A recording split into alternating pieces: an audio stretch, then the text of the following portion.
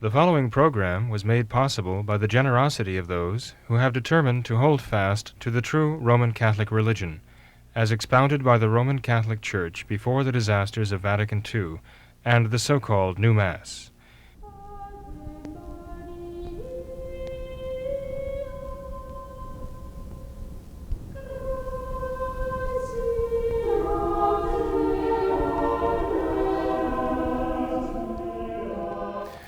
Hello, welcome to Catholics Believe. This is a continuation of our consideration of the Catholic Catechism.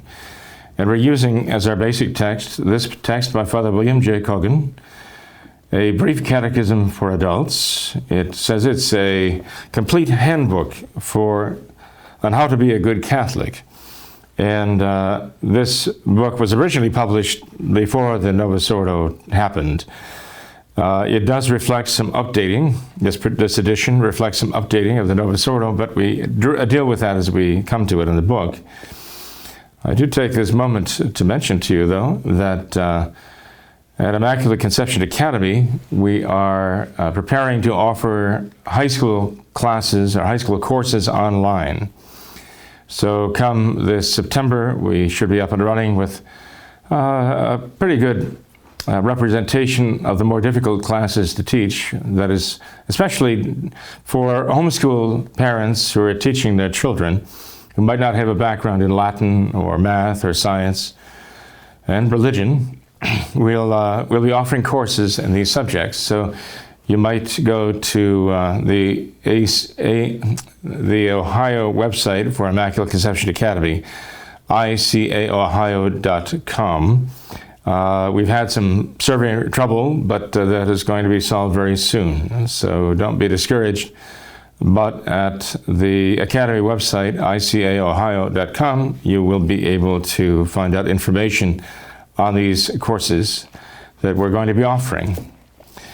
Now, tonight we're talking about Lesson 37. That's the Fourth Commandment we're addressing here. And this chapter begins with a quotation from the book of Ecclesiasticus, chapter 3. Son, support the old age of thy father, and grieve him not in this life. And if his understanding fail, have patience with him, and despise him not when thou art in thy strength. For the relieving of the father shall not be forgotten. For good shall be repaid to thee for the sin of thy mother. And in justice thou shalt be built up. And in the day of affliction thou shalt be remembered, and thy sins shall melt away as the ice in the fair, warm weather. Rather intriguing, beautiful passage from the Old Testament book of Ecclesiasticus. Talks about how meritorious it is in the eyes of God to love and care for one's parents, show deference to them, especially as they age and become infirm, that we should use the strength that we have to do for them what they did for us when we were unable to do these things for ourselves. So this is actually, you might say, the least we can do for our parents, is to try to return their solicitude toward us when we were not able to love them as they loved us. In any case, question number 1, what is the fourth commandment? Honor thy father and thy mother. Now, that honoring covers a lot of ground here, obviously. It is a commandment of God. Actually, this commandment comes after the first 3, and the first 3 have to do with our duties to Almighty God. First of all, acknowledging the one true God, and honoring Him by adoration. And the second commandment exhorts respecting the holy name of God. And the third commandment, honoring the day of God and keeping it holy. And immediately after that, God turns His attention to the duties we owe to our parents, that is, those who on earth represent God by the authority of God that they hold over us, that God has entrusted to them for our sakes, authority that they must exercise in love. And so our parents really do represent two of the most important ideas we have, and concepts so necessary that it will be impossible to save our soul without knowing these two things. And we learn from our parents, even when we're tiny and unable to love them at all. We learn what love is. We gradually learn from our parents the meaning of love. We learn to love from them. in the first place, and we also learn authority. We learn what their authority is. Their authority is there and exercised in love. And both of those, their love and their authority, originate in God himself. And so if we think about God the Father, and we think about the basic concepts we have to understand in order to really appreciate the fatherhood of God, it really comes down to knowing God's love and knowing his authority. So these two concepts are so essential to human life, not only in this world, but in the next as well. Even to understand or have any understanding of who God is and our relationship to him, we have to understand what love is and what authority is. We learn those lessons primarily from our parents. By honoring them, then, we are learning to honor God. Again, we're quoting from the book of Ecclesiasticus, chapter 7. With thy whole heart honor thy father, and forget not the groanings of thy mother, referring to the fact that she brought us into this world and gave birth to us, and we should always be mindful and appreciative of that. Remember that thou hadst not been born, but through them, and make a return to them, as they have done for thee. Again, the book of Ecclesiasticus of the Old Testament tells us that the debt we owe to our parents, that we owe them a debt of gratitude, of appreciation, of honoring them and loving them. 2, what are the duties of children toward their parents? Well, first of all, they say to love and respect them as long as they live. Now, that's very important because there are those who say, well, when I reach my majority and I can move out of the house and be independent, I will. And some seem to have the idea that they want to escape their home and they want to get away from their parents' authority so that they can be, quote, independent and free to do as they please.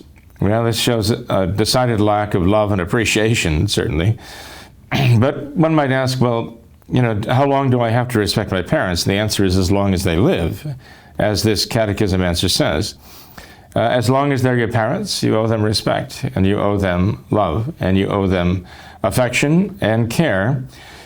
And one might say, well, how long do I owe them obedience? Well, that's another question. You see, the second part of this question, number 2, is we owe them this, to obey them in all things except sin. When we are subject to their authority at the house, in their home, yes, we do. We have an obligation to obey them in anything that is not sinful. And so even if they command things that we might say, well, don't make any sense to us and we can't justify it in our own minds, that's not the question. That's not important. The question is it sinful? If they're commanding you to do something sinful, you can't. But anything else, you have an obligation to obey. Even if you think it doesn't make sense to you. Time and time again, you'll have teenagers saying to their parents, it's not fair, it's not fair. Well, the teenager is not the arbiter of what is fair and what is just. The teenager does not decide for himself what is fair and just in his own case. The teenager is still learning these things. So it is the height of arrogance for a teenager to protest a command of the parent. Now, the teenager, of course, in the family can address his parents lovingly and respectfully and express his mind. And any parent probably would be happy to discuss with a teenager who is being respectful, even if the teenager is trying to make his case. The parents whom I know would love to have their teenagers communicate with them more of what's on their mind. The teenagers I know would be respectful of their parents, and their parents would want to hear their teenagers' thoughts. Why? Because the parents' goal is to have their teenagers grow up, so they really want to know what they're thinking. They don't want to stifle that. The only question is when the teenager is obnoxious and arrogant and stubborn, that's what the parent doesn't want to hear. But the parent really has a goal, and that is to have their children grow up to be young men and young women and independent. The parents want their children to be independent. They want to be able to have them make their own decisions. They want to be able to trust them. But the trouble is, they have to earn that trust. The children have to earn that trust by using the liberty that they do have and using it well. Sometimes you'll hear children say, teenagers especially, "You don't trust me, you don't trust me." And the parents say, "Well, I do trust you. I trust you to be a 15-year-old boy. I trust you to be a 16-year-old girl. I trust you to be who you are. And I know the pitfalls that are there. And so I have to watch out for you. I have an obligation before God to watch out for you." But don't think that that means your parents don't want you to grow up. They do want you to grow up. They do want you to be independent. That's what they're working toward. But they have to be able to trust you. And you have to earn that trust. It doesn't just come automatically. You have to show them that you can be trusted to make the right decisions, especially when it's hard. Show them that. Give them that reassurance.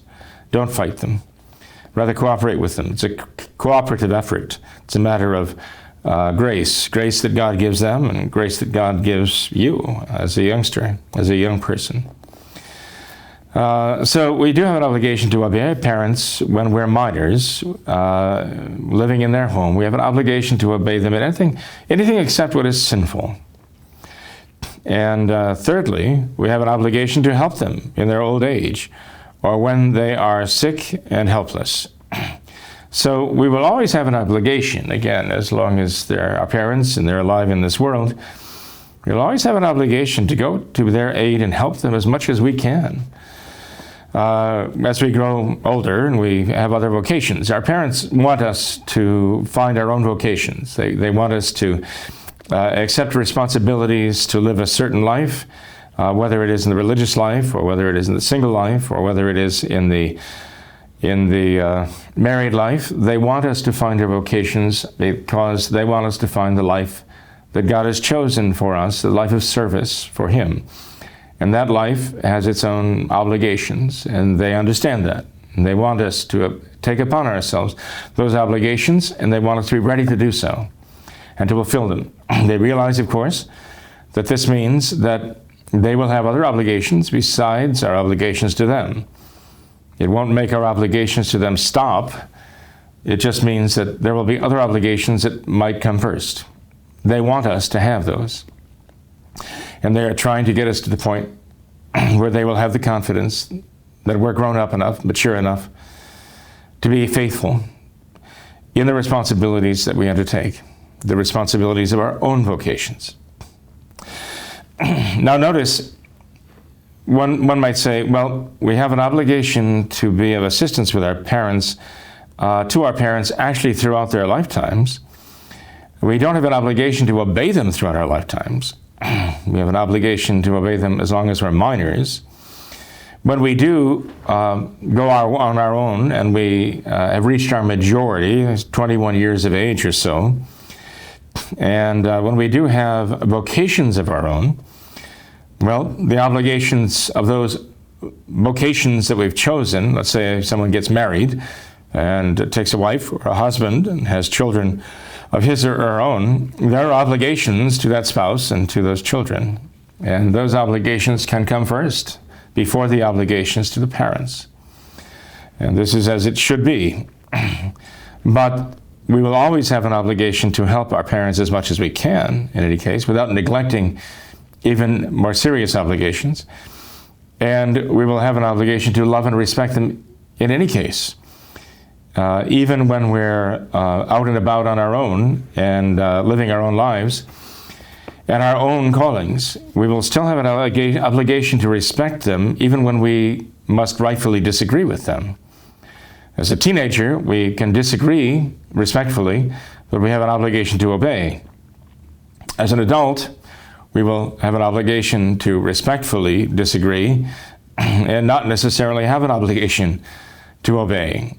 We'll have to do what we believe is the right thing to do before God. And it might not be the same as what our parents think. It might not even be the same thing as what our spouses think. But we will have an obligation nonetheless to follow our consciences in meeting our obligations. And as we grow older and we accept more and more responsibilities, it takes a lot of grace from God to be able to order those responsibilities as God does and meet the obligations that come first. In any case, even when we respectfully disagree as adults, we will always have to remember the respectfully part of that. We will have to be respectful, even if we must disagree. And fourthly, duties toward parents includes the obligation to see that they receive the last sacraments in a Catholic funeral. If they're not Catholic, to encourage them to become Catholics. Try to follow the example that we can set the best example we can for them, and pray for them. We have obviously an obligation to pray for them here in this life, and every bit as much an obligation to pray for them after they die and pass on. So we have to meet these obligations, whether we're looking them in the eye in this world, or whether remembering them fondly if they've gone to the next. We have an obligation to continue to pray for them and to beg God to bless them, have mercy on them, to justify them from sin, sanctify them by His grace, and glorify them in heaven. We have to pray for that. Third question, how long is a child obliged to obey his parents? Well, this addresses what I was just mentioning. The answer is until approximately the 21st birthday, or until the child leaves the home to be married or to become a priest or sister or enter another state in life, okay? When the child is no longer dependent on the parent, after the child reaches 21 years of age, then the child is not obliged to obey the parents. One thing especially the parents themselves have to be aware of is that the child's vocation is determined by God, and they are to help the child find his or her vocation in this life. But the parent cannot dictate to the child what vocation the child is meant to follow. In other words, the child cannot command the child, the parent cannot command the child to marry, cannot command the child to marry anyone in particular, cannot even command the child to get married at all. It is not the parent's place to make such a command. The vocation that the child is to follow must be given by God, and the child must learn that from God Himself. The child can decide to enter the religious life, can consecrate him herself or herself to God's service in the 3 vows or in the priesthood. But parents, as much as they may want that to be so, cannot command the child to enter the seminary, enter the novitiate, cannot command the child to become a religious or to become a priest. But neither can the child forbid them to do so. I'm sorry, neither can the parent. Neither can the parent forbid the child to do so. When we reach the age of our majority and we are practicing members of the faith, as Catholic Church, we have the right to marry, and we have to make that decision and to live with it, to live up to the obligations of it. So the parents cannot actually forbid a child to marry, and cannot even forbid a child to marry a certain person, no matter how opposed they are. They don't have the right and the power to do that. So the parent cannot forbid the child to enter the seminary, cannot forbid the child to enter the religious life. The child is free to do so. The child has reached the majority and is able and willing to do so, and that child's will has to be respected because the child now has become an adult. God forbid that the parents should obstruct the child who wants to give his or her life in a service to God. We remember an apparition of our Blessed Mother at Fatima. She talked to, our Blessed Mother talked to Lucia, and Lucia asked her about a couple of children. As I recall, a couple of girls. They were going to die. God was going to take them. The mother had been opposed to their wishes to enter the religious life and become sisters. The mother did not want to give them up. And so, but God did. God wanted them. He wanted them to be with Him. It's easy to see why. If they're holy and pure and innocent of this world, they wanted to be in God's service, that if they offer themselves to God, who could blame God for taking them? They're His, after all. He created their souls. Not only did He create them, He redeemed them at the price of His own life. What parent would dare try to intervene there and say, no, I have a prior right even to God's right? Well, this parent did. And so these children were taken, and we have a reason to believe they were taken to heaven, of course. But it's a high price to pay for a parent who would obstruct a child's desire to serve God in this world. And there's another factor too. If the parent is obstructing the child's willingness to serve God in this life, the parent might be actually setting the child up to eventually die in the state of mortal sin and go to hell. And perhaps that's another reason why, maybe the main reason why God took those children when he did, to prevent that from happening. After all, if the mother's influence in this case was so, the French would say funeste, if it was so evil, I would say that's not exactly the word, but if it was so adverse to the child's best interest, who knows how that influence would have played out in the child's life. And so it was very, very merciful of God to take those children as he did. You can read this in the little booklet talks about Our Lady's apparitions at Fatima, this exchange between Lucia and our Blessed Mother, and what she has to say there. So parents do have a certain right of an authority over their children, but it is not unlimited. They represent God here on earth, but they are not God, and they cannot take his place, really. Ultimately, they have to teach the child to respect God's authority above all. If they abuse the authority that he's given them, if they abuse it, the parents abuse that authority to lead the children astray or away from God, that God will hold the parents responsible for. Very serious business.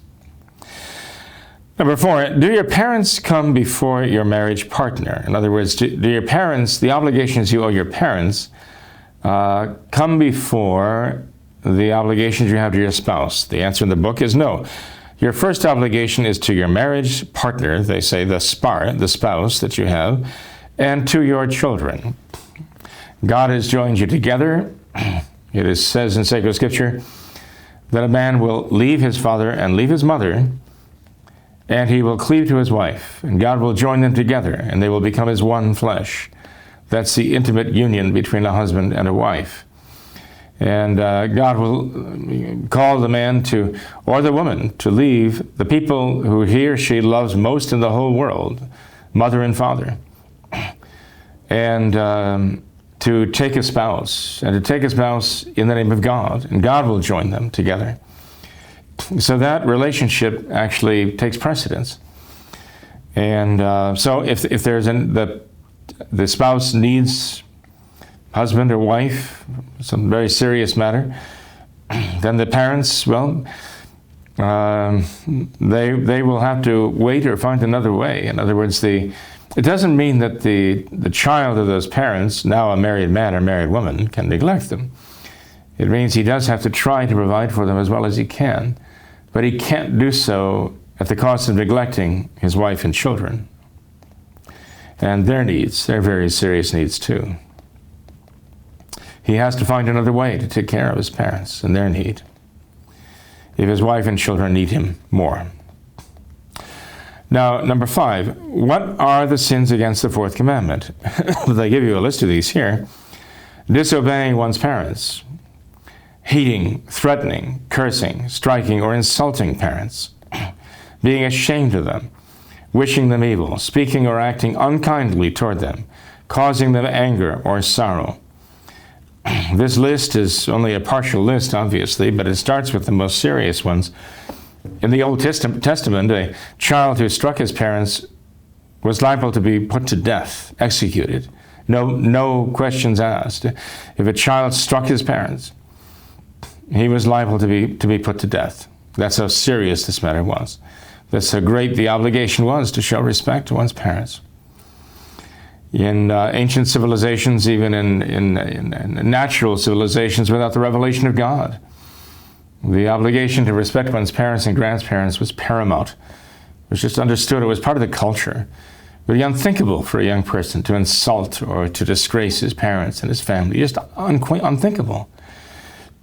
We see how that has been corrupted and perverted today by modern liberalism. Liberalism is what has done it. The left has done this, destroyed these bonds that should be there and so pleasing to the eyes of God and even of men.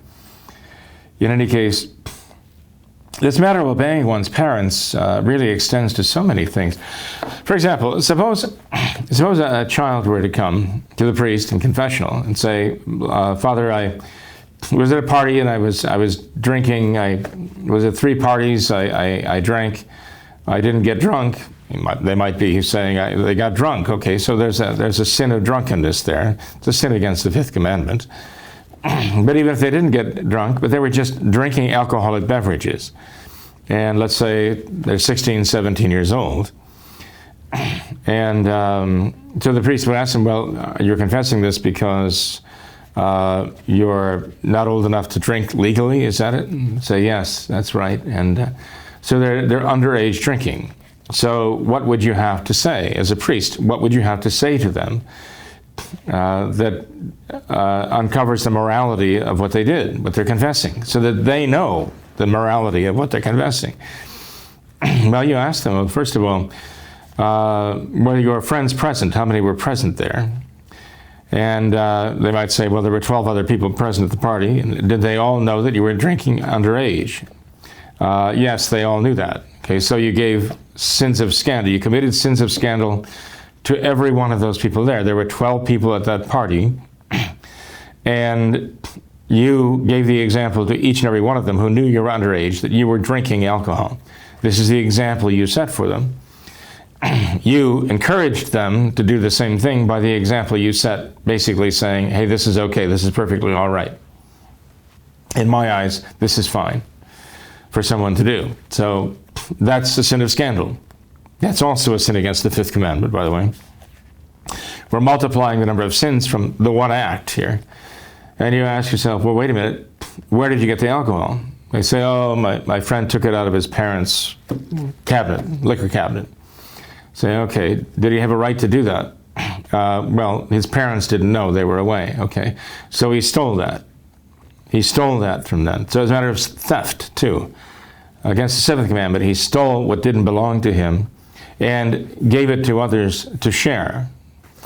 So all of those who took part in that actually realized they were dealing with stolen goods, that this child who was hosting this thing stole his parents' property, which would have been against their will.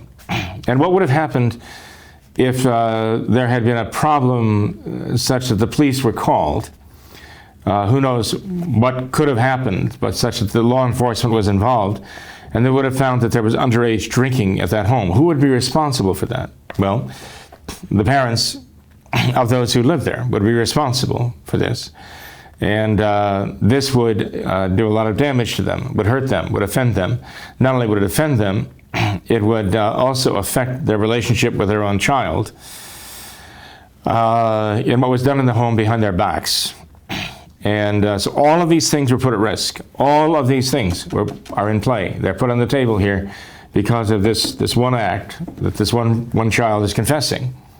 Does the child understand these things? It's a child. Generally, they don't really understand these things, or if they do have some glimmer of them, they don't understand. The consequences can be very serious matters. Suppose the risk involved encouraging others to drink and then drive when they shouldn't have been, and someone got hurt. Maybe someone got killed. Is it out of the question? This happens. This happens day after day after day.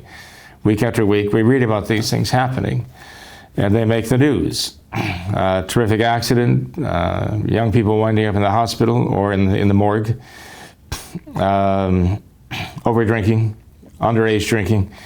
I mean, when you take part in these things, you're involved in them in somebody's home, you're buying into this, you're part of it, you're encouraging it, you're setting that example for others, and you're responsible for that example that you set. But that doesn't even get to this question. You ask the youngster who comes in to confess that they were drinking underage at this party, would your parents approve of this? No. My parents would not approve of this, okay? So how gravely would your parents disapprove of this? Well, my parents would consider this to be really serious and wouldn't want me doing this. Wouldn't let me go to the party if they knew I was doing it. Okay, so Here you have the child is working this out in his own mind, that this was a mortal sin of disobedience at the same time, a mortal sin of disobedience to his own parents. And he might say, well, my parents didn't know, so they never told me not to do it. And you say, well, you didn't ask them because you knew they would say no. Well, that's right. I knew they would say no. So the fact is that they knew the parents forbade this, and they went ahead and did it anyway. And it was a mortal sin because the parents considered this to be a very serious matter. So you see the pile of sins is growing up as they realize the consequences and all the people affected by this. I mention this in this connection specifically because of the matter of disobedience and how that is brought into play here. And not only that, I mean, you know, it's not stretching it at all to say, look, by the example you set, you encouraged others to do this, when your obligation really was to discourage them from doing this. As a Catholic gentleman, young man, as a Catholic young woman, you should have been saying to them, look, this isn't right. I want nothing to do with this. I can't do this. My parents wouldn't want me to do this, and I owe them that. I owe them that respect and that loyalty. Even if you were just afraid to say that, just to say, I don't like that, I don't react well to that, it makes me sick. Whatever it is, just don't do it. But the real obligation would be to stand up for what is right and discourage your friends from doing this, because you know that they're in danger if they're doing this. And if you go ahead with it, you're not only disobeying your own parents, you're encouraging all of them to disobey their parents too. You're encouraging them to commit mortal sins of disobedience to their own parents, put themselves at risk. In the very least, you could say, even if all the rest of the people there were of age to drink and you were the only one, okay, maybe they could legally drink, but you're still announcing to them, my parents obviously would forbid this, but I don't care, I'm going to do it anyway. And that shows the most gross disrespect to your parents. Basically saying, my parents wouldn't want this, I couldn't care less. I'm going to do it anyway. I don't care what they say. That's an awful thing to do to a parent. It's an awful thing to do to them. And in doing that, you're betraying your parents' trust, actually showing them they can't trust you. If they discover what you've done, you could blame them for feeling betrayed by you. They'll still love you for it, but the question is whether they see you as loving them enough, you loving them enough to be faithful, to be trustworthy, and to care about what they say, care about their authority and their responsibility for you. Again, trust has to be earned and maintained. It doesn't just come out automatically there. It's not something you can take for granted. God forbid that you should break your parents' trust, betray them, and then they realize they've got a 16, 17-year-old teenager whom they cannot trust. That's an awful situation for a parent to be in. The same with talking about your parents behind their backs, to grousing about your parents, complaining about them, saying, oh, my dad, my mom wouldn't let me go see this movie. Everybody else is allowed to do it. I'm not allowed to do this. That is, again, that is backstabbing your parents. It's a very serious sin. It also sets a terrible example, and so on. So, anyway, you get the idea that respect is due, and to breach that respect can be very seriously sinful, very offensive to God. Number 6, what else does the Fourth Commandment oblige us to do?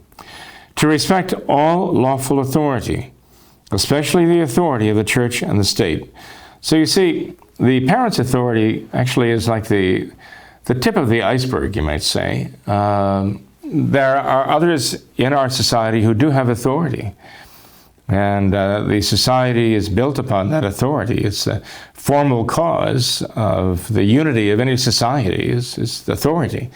You destroy that authority and the whole society disintegrates. It's true of the family. It's true of the city. It's true of the state. It's true of the nation. Part of the problem we have now, it is actually probably the problem we have now. That authority is disintegrating before our very eyes. Our society is disintegrating because of it. Because human beings have detached that authority from the authority of God, the only real foundation for it.